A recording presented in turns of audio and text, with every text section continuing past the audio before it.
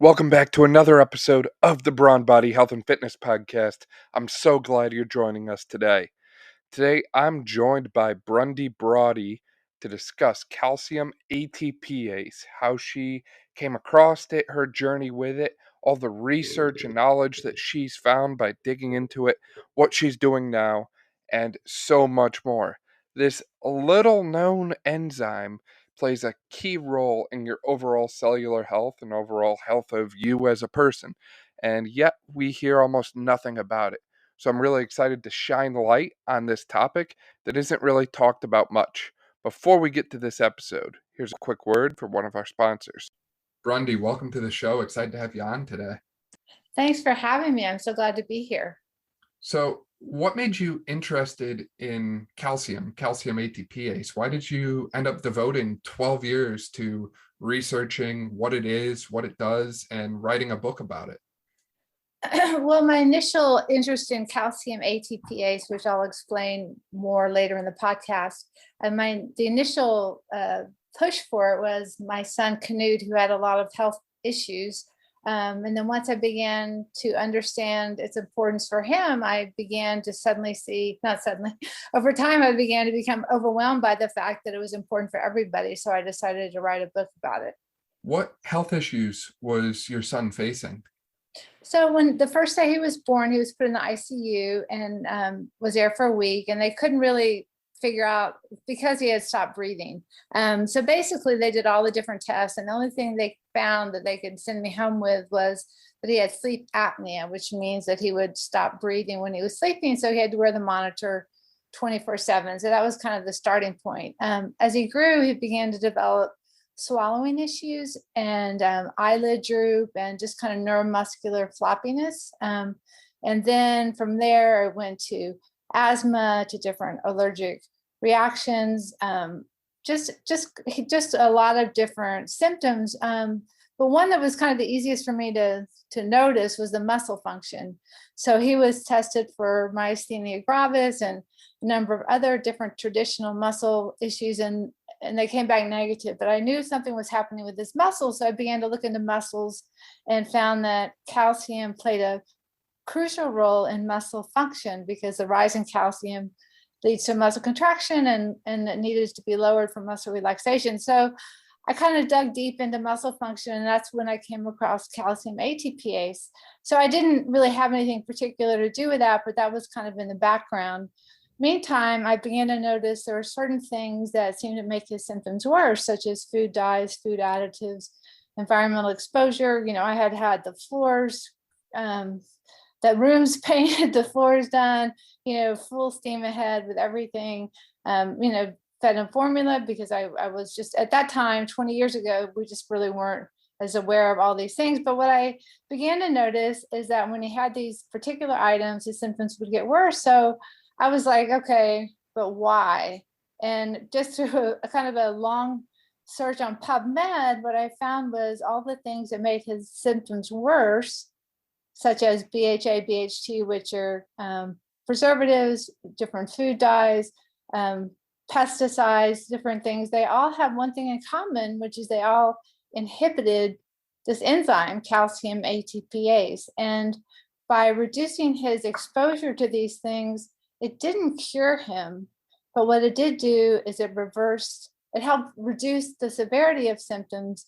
And kind of the conclusion I came to is, I don't know exactly why this is, but for whatever reason, he's vulnerable to small changes in this enzyme, which manifests itself in a wide range of symptoms. So then from there, there's like 25,000 journal articles on calcium ATPase and different roles it plays in health and disease.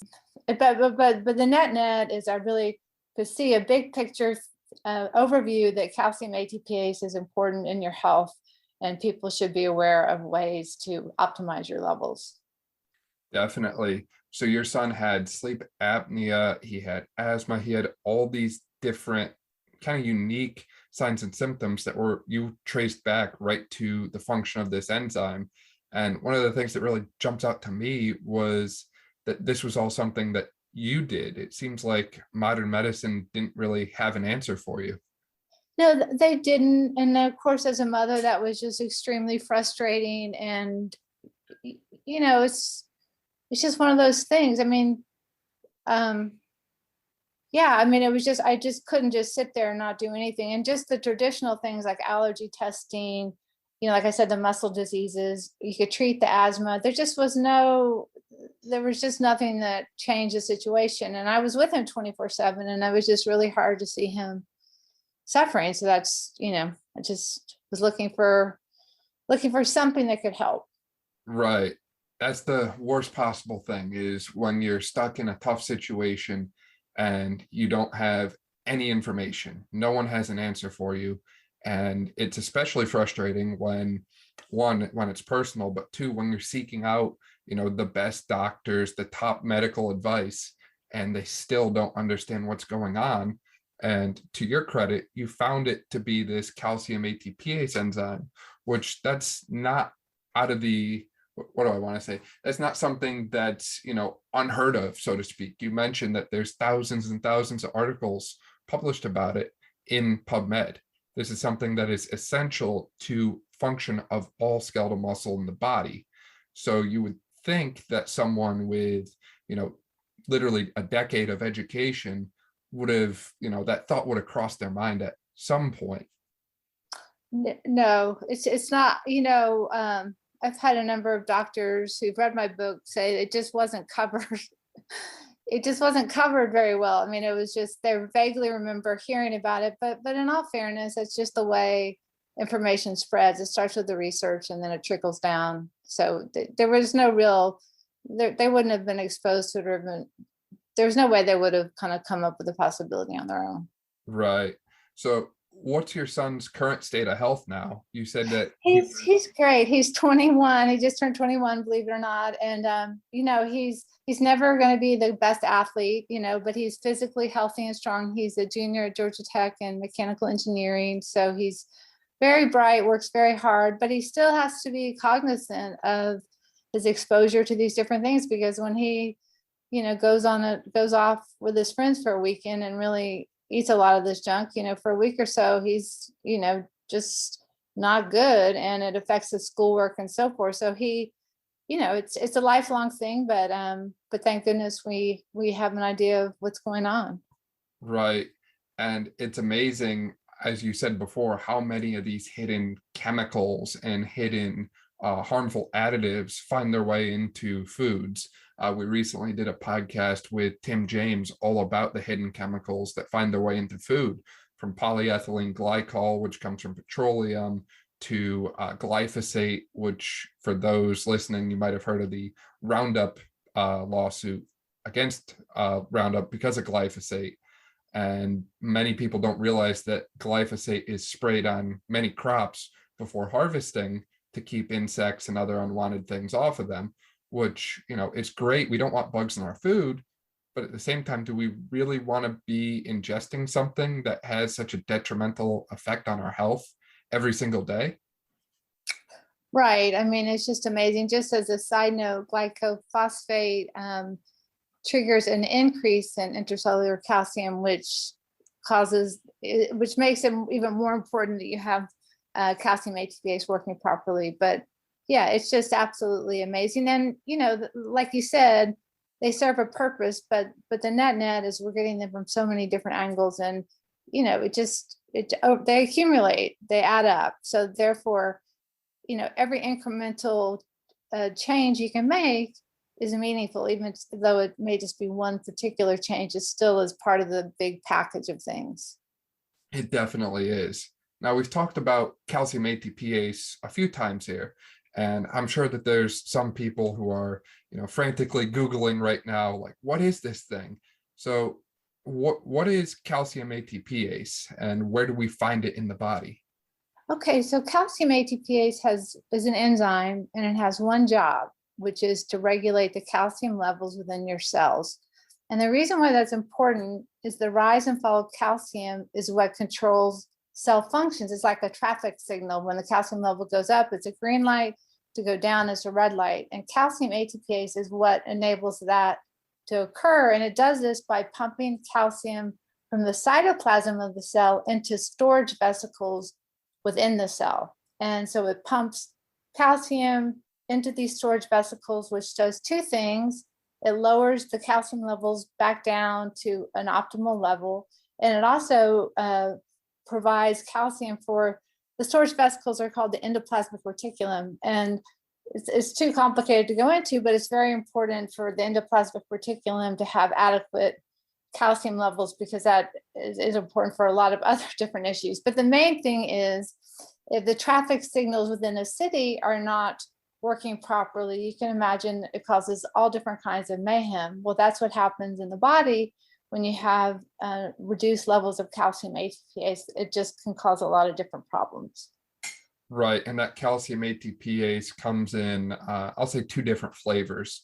I believe it's plasma membrane ATPase and sarcoendoplasmic reticulum ATPase. So those are different. So the net is the body has a couple different mechanisms for controlling calcium levels within the cell. One is the sarcoendoplasmic calcium ATPase, which is what my book focuses on. Mm-hmm. Another one is a plasma membrane calcium ATPase. And the difference between that and the sarcoendoplasmic reticulum calcium ATPase is it pumps calcium outside of the cell. So rather than pumping it into the storage vesicles, it pumps it to the outside of the cell. But calcium ATPase tends to play a much larger role in this calcium regulation. There's also the mitochondria take up calcium when there's an excess level, as well as there's something called the sodium calcium exchanger, which takes calcium out and brings sodium in. So there's a number of different mechanisms for calcium control. I kind of limit it to sarcoendoplasmic reticulum calcium ATPase just because it's so fundamental, and also it can be kind of confusing for someone just learning about it. But calcium regulation, is complicated. It definitely is. And you can really go off the deep end when you start to get into some of these different mechanisms, right? Mitochondrial dysfunction, sodium calcium exchangers. There's a lot of different terminology that can get thrown around that, someone who's looked into it for a decade or so will understand. But if you really want to achieve what I'll call mastery or teach someone something, then you would explain it in a way that they would understand. So I think it's crucial to take those complex ideas or complex terms and really simplify them in a way that people understand. And I love your analogy that you make about a traffic cop and a traffic backup in a city, right? If you don't have the proper functioning of calcium exchange, things just tend to back up and slow down, and it has a ripple effect that carries into so much more than what you would initially expect. So why then would it be crucial for optimal physiological function? You said it kind of plays a role in the mitochondria, it kind of plays a role in skeletal muscle. Is there anything else that it does, or what kind of impact would that have on someone on a daily basis? Sure. So the net is when calcium levels remain elevated for too long, it can cause a lot of different problems. And let me just kind of give you some examples. One is an increased inflammatory state.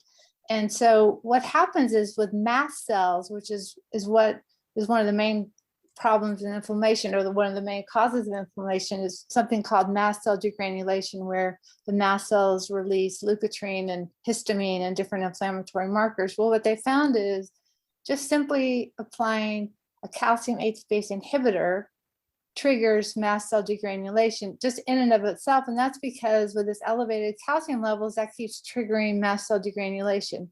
But what's also even more interesting to me is that when you pair a calcium ATPase inhibitor with an allergen, it magnifies the allergic response. So by having reduced calcium ATPase, it just kind of sets you up to be closer to having that excess calcium within the mast cells. That just makes you just in general more, your inflammatory response is magnified, and also can just kind of trigger low levels of inflammation just ongoing. Another example is muscle function. So for example, with diseases such as Duchenne muscular dystrophy, the primary cause is the protein, the dystrophin, but the net downstream, there's a reduced level an excess level of calcium within the cells and a reduced level of calcium ATPase.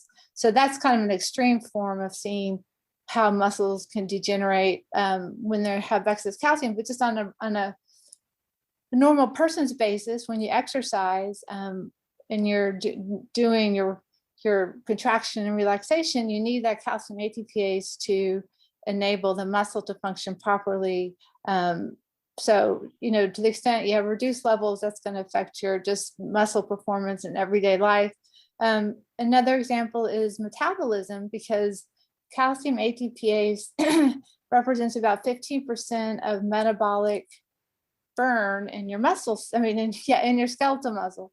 So it's crucial to your metabolic rate. And what they found is people with obesity have reduced levels of this enzyme, as well as diabetics. And just as a side note, this company that I'm working with, they have a compound that stimulates calcium ATPase, and a number of different researchers have found that by using this compound, which stimulates calcium ATPase, metabolism goes up.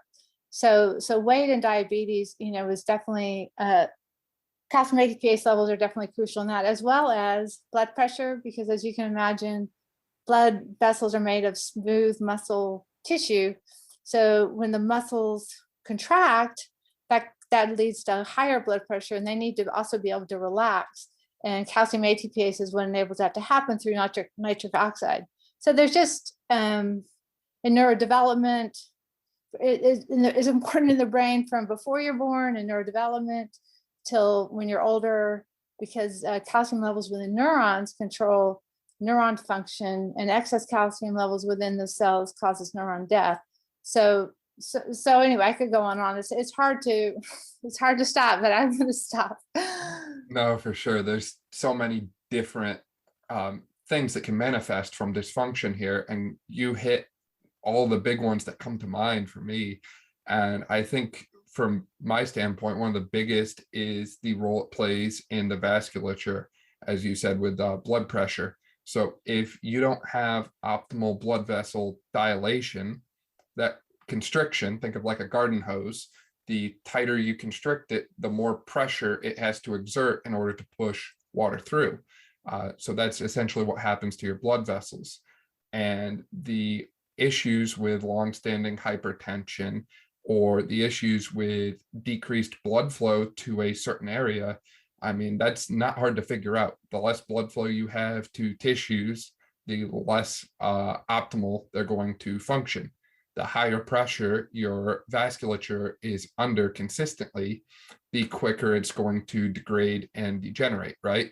If we were running our garden hose under a high pressure washer all the time, then we would eventually develop holes in that garden hose, or it would have to develop some kind of thickening and protective layering on the inside to help protect itself from that occurring, that breakdown occurring. And that's exactly what we see occurring in blood vessels. So it's really interesting to me how this one enzyme literally can play a role in so many different chronic diseases. You mentioned obesity, diabetes, as we just mentioned with hypertension. Hypertension is linked with all kinds of other issues, such as stroke and other neural diseases. So it's crazy how this one simple thing can really throw the whole body out of whack. Right. And I think it's a great thing to zone in on one particular aspect as in terms of vascular tissue, but just to carry that a little bit further, as a PhD student, nitric oxide is what the body releases to dilate the arteries. And the way it does is by triggering calcium ATPase. So yeah, I'm just giving you a little bit more background, but what's also crucial to understand is that blood clotting, for example, is also affected by calcium ATPase, because the way you slow down the blood clotting and keep the blood level at the right, you don't want to have over sticky platelets, and calcium ATPase plays a role in preventing over sticky platelets, in addition to the heart muscle itself. In heart failure, kind of a universal finding is reduced calcium ATPase levels in the heart cardiac muscle. And one way to kind of see this in action is that by doing a gene transplant in calcium ATPase in the heart muscle, it reduces and almost turns around heart failure. So calcium ATPase is not just in the arteries and the smooth muscle, just throughout the whole system of the cardiac system. It's crucial to all those regulatory mechanisms. Definitely. That's an interesting point on patients with heart failure as well. So doctors must regularly be checking this as a biomarker in certain kinds of patients then? No, they should be. So far, it's just been done. I think there's like 3,000 or 4,000 studies that just focus on heart failure or cardiac issues with calcium ATPase. But right now, the only testing that's been done, it's kind of tricky to test in the heart, right? You have to do animal studies or look at hearts of deceased people or donor hearts. So there's not a way to actually directly measure the cardiac levels. And actually there is a way to measure levels in your platelets, but it's not the test, which means you could have a blood test per se. The problem is that A, it's not available, and B, that's a snapshot of calcium ATPase levels in your platelets, and it's not so perfectly clear if that measures it, how that shows that that's an accurate measure for actually the muscle in the heart. So it's still in its infancy. One kind of indirect measure is A1C is inversely correlated with calcium ATPase levels. And the reason why is of the glycation, because glycation also affects the calcium ATPase protein.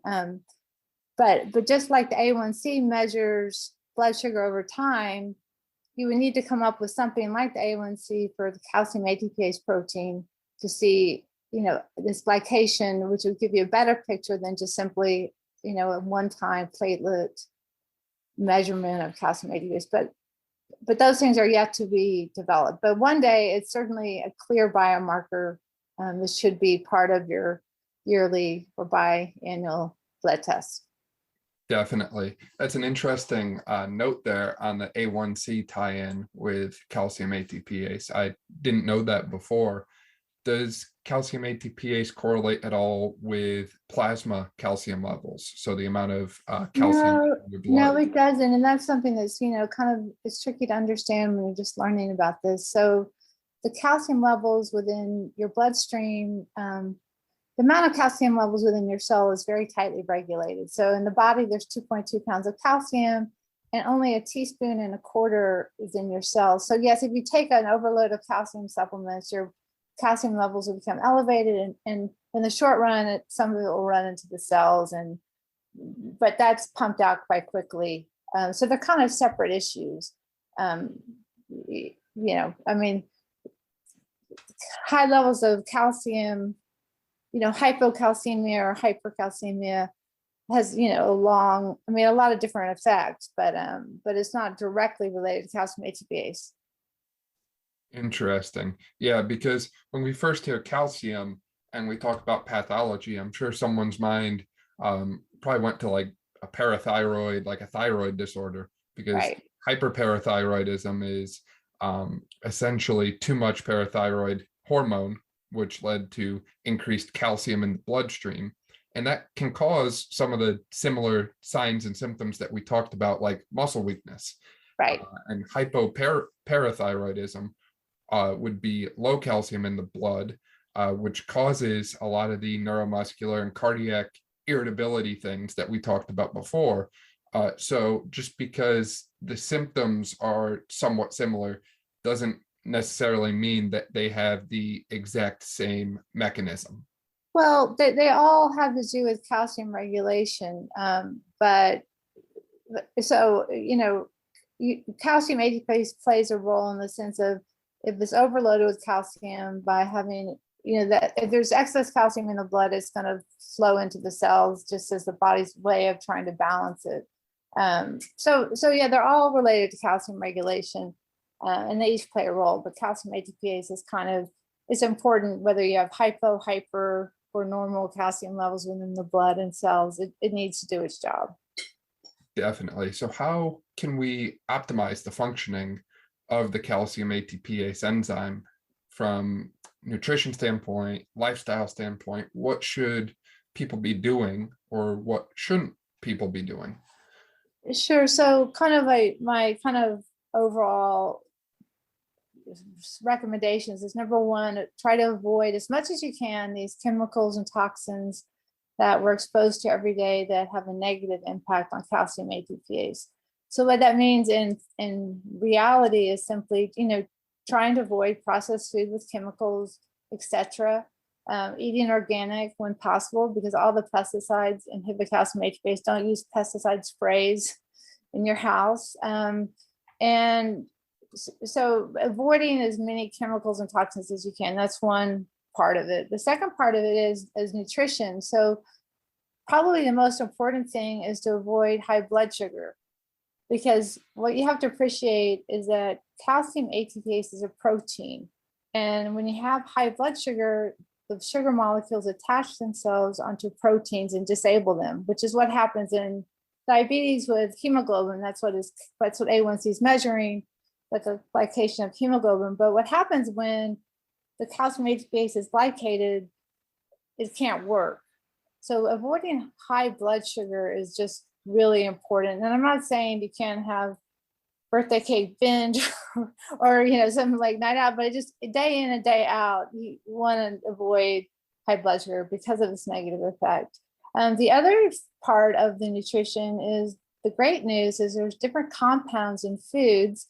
Some of them you have already heard of, like vitamin E, alpha lipoic acid, lycopene, resveratrol.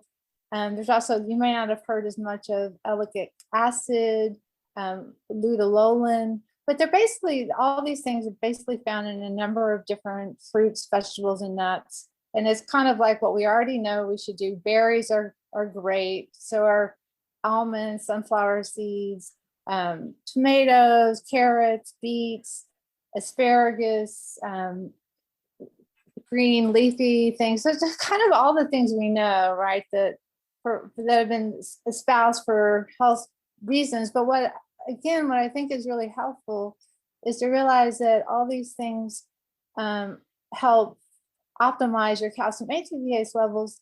And it's not kind of like I'm just saying that. These compounds actually have been shown in studies to stimulate or help protect calcium ATPase from oxidation. So, by reducing your levels of high blood sugar and by eating these nutrient-rich foods, that's just one way you can help, not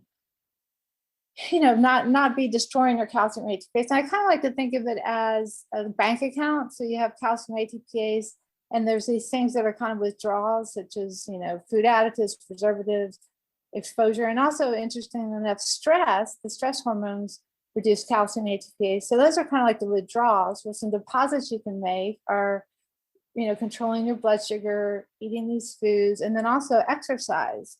So studies have shown that 3 different kinds of exercise have been found helpful in increasing the levels of calcium ATPase in skeletal muscles, and that includes strength training, aerobic, and high intensity. So that's, again, another way you can, make some deposits. So what I encourage people is to try to think of it as everything's connected. But I think it's helpful to realize that all these have, we all know all these things, right? One thing is good for cancer, one thing is good for brain function, eat X, Y, and Z for this and that. But I think it's helpful to have a framework of all these things affect calcium ATPase. So it's just an overarching reason that it connects all these different healthy lifestyle choices. I love that banking analogy, how sometimes you're withdrawing and sometimes you're putting more in. And that kind of speaks to the balance piece quite a bit. We're not saying that you have to give up your way of life entirely in order to live a healthy lifestyle, right? We eat birthday cake, or I ate 4 Christmas cookies about 4 or 5 days ago, and I really enjoyed it, and I have no shame and no regrets in doing it. But it's a balance. I didn't just, wake up and throw my whole day away and then down cookies and all these other not so healthy foods. I balanced it with exercise.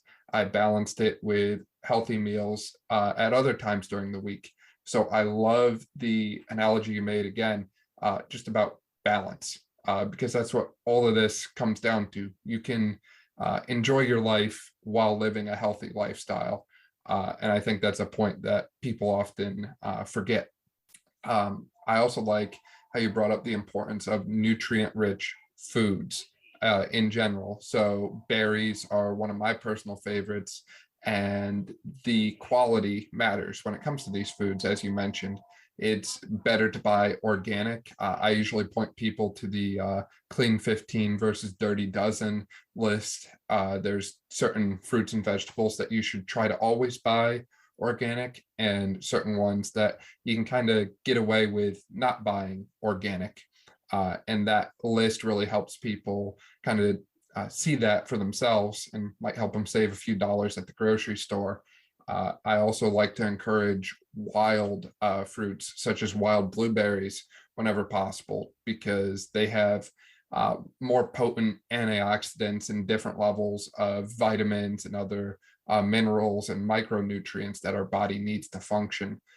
But it's amazing what can happen to your overall health when you put these steps in place, right? Exercise, stress management, controlling your blood sugar, eating healthy. That's not just good for calcium ATPase exclusively, it's good for practically your entire body. This is just one of the mechanisms that it benefits. That's really awesome stuff that you shared. Right. Yeah. And that's a great suggestion about the environmental workings group, Dirty Dozen and Clean 15. So that's a great, and just kind of, just so you know, just eating or an organic diet for 1 week lowers the pesticide residues almost to zero in the urines of, of people. So it is, it does actually matter the amount of pesticides you eat, and you can get yourself back in balance relatively quickly by following the diet for a week, organic eating for a week. In terms of blueberries, yes, the wild blueberries are better, and it's just amazing some of the studies they've done, even with children having a wild blueberry extract for a week improves their cognitive function. So wild blueberries are awesome. I never really appreciated the difference between blueberries and wild blueberries until I started looking into it, but that's a great point. And they're hard to find just in the produce section, but they're almost always at Whole Foods or probably Trader Joe's. There's usually in the frozen foods, which you can toss into a smoothie. Just something else I would say is, to the extent you can add these things in, as a regular part of your day, like I think it's helpful to have like some kind of morning routine. I always include berries. So, it can be strawberries, blackberries, but have it like, okay, every morning I have something with berries in it. And then also include nuts for maybe one of your snacks or on a salad, like the almonds and sunflower seeds. So I think to the extent that you can kind of have these things locked in to your average day, that you consistently consume, I think that's helpful. And it's just, you're just feeding yourself.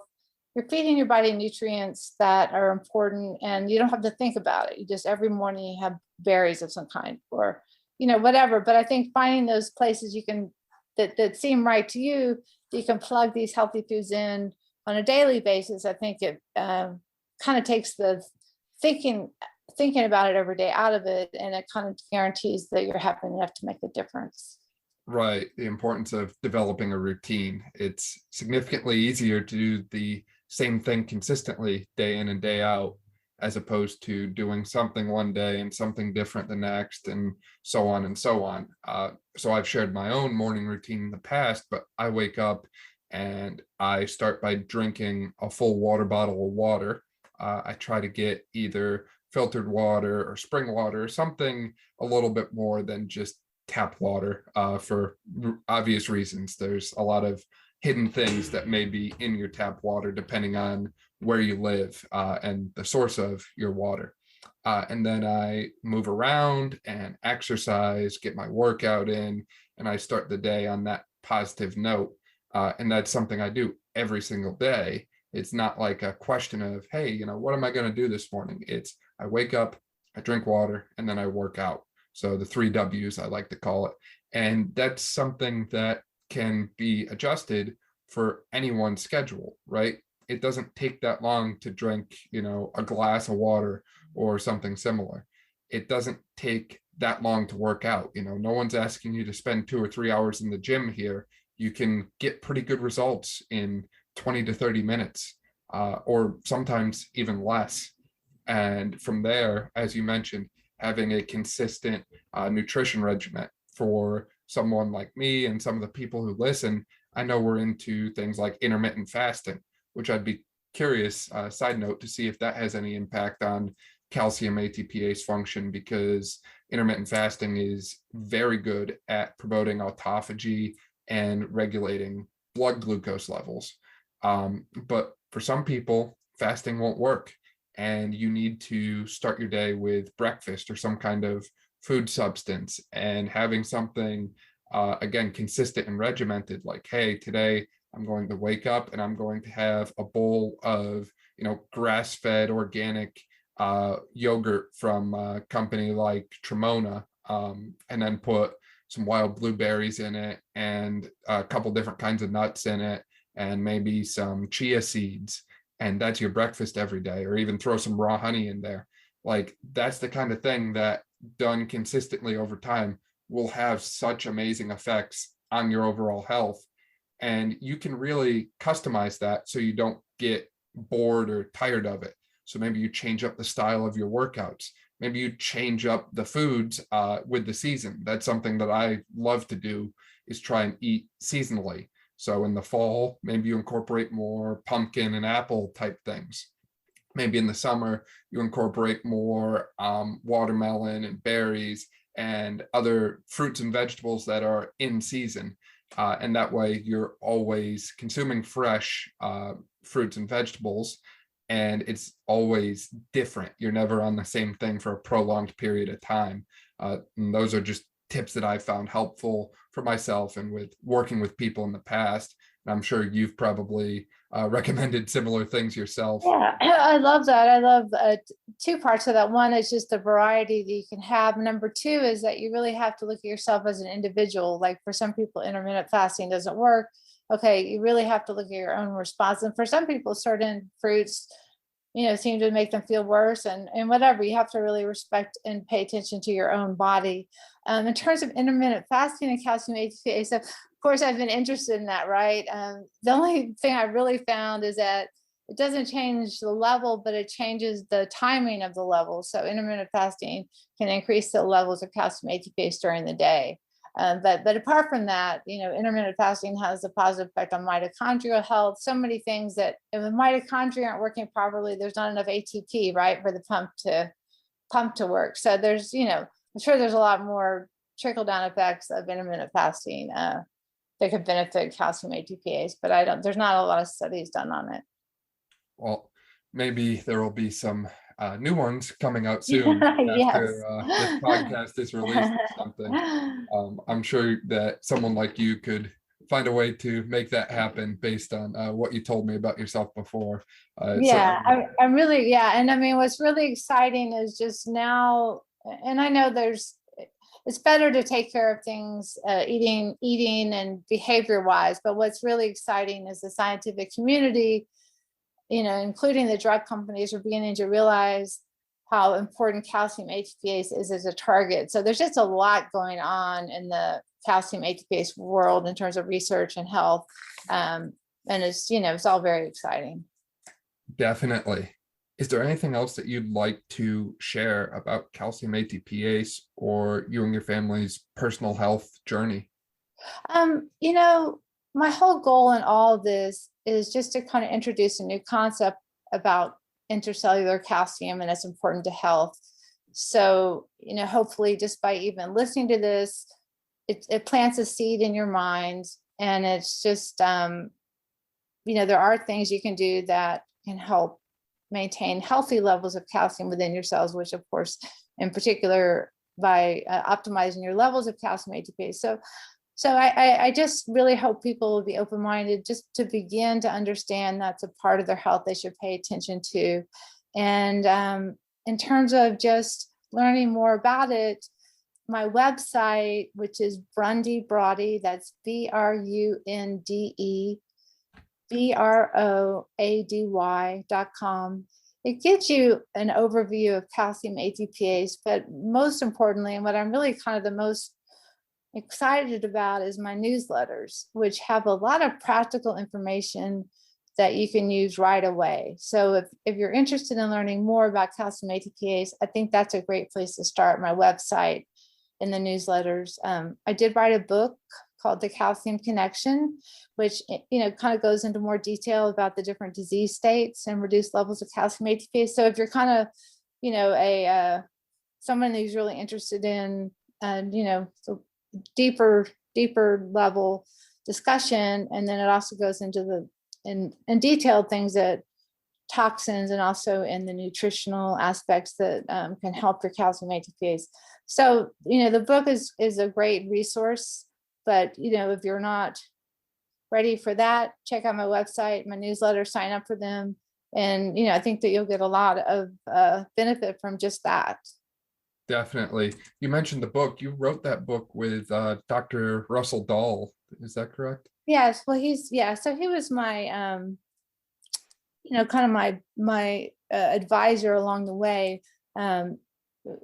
He's somebody that is a preeminent researcher in regards to sarcoendoplasmic calcium ATPase, and I work with him in a biotech company, which we develop compounds that stimulate calcium ATPase. And for example, the Alzheimer's Foundation put in $2 million because we've had animal studies that show benefit in Parkinson's and Alzheimer's. The Diabetes Foundation is interested in our diabetic compound. We have a partnership with Harvard, Northwestern, Dallas, University of Texas, Southwestern in Dallas. We have just a wide range of academic institutions that we're partnering with.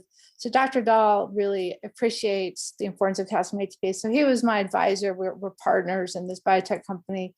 And, but a lot of this was just initially research that I pulled together on my own. And again, my book is really, watered down, but underlying it all is really a lot of research. So, Right. You can go off the deep end if you want, but if you just want the simple and slightly easier to understand version that we kind of started to set the stage for today, you can check out that book, and it's available on Amazon and all these other different booksellers online. I'll be linking to Brunde's website, the book, and some other things in the show notes below. So if you didn't catch when we went over it, you can just click below. Brunde, thank you so much for your time. It was a pleasure having you on the show today. Thanks for having me. Really appreciate it. Thank you for listening to this episode of the Brawn Body Health and Fitness Podcast. If you like this episode, please make sure you subscribe to the podcast on your favorite platform and share this episode with a friend who you think would enjoy hearing it. Additionally, if you want to help support this podcast and keep future episodes going, please check out our links below where you can support us directly or through engaging in any of our affiliate marketing links. Last, please make sure you check us out on social media at Brawn Body and leave a 5-star review, especially if you're listening on iTunes or Spotify.